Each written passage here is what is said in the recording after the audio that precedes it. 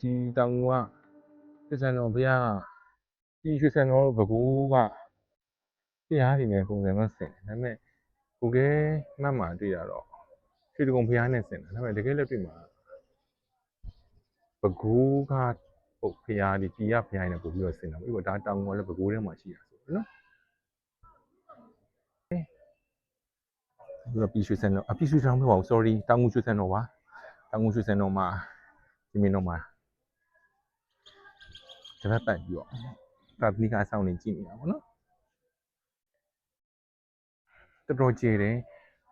မြေပုံကြီးကတော့ရွှေတကုံဘုရားနဲ့ဆင်တယ်ဒါပေမဲ့ပုံစံလေးကတော့တခြားသော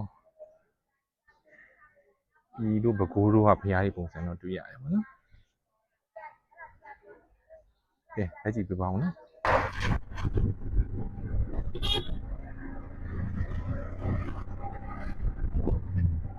တောင်ကအိုက်ကွန်သွားနေရပါလို့ဆိုတော့ငါကျုံကြီးဗျာကျုံကတော်တော်ကြီးတာကျုံကြီးပြန်တော်တော်ကြီးမန္တလေးတက်တော့ကြီးမှမသိဘူး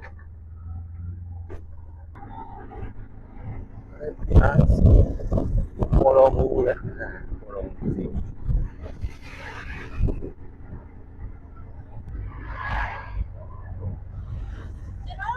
ကဲဆိုတော့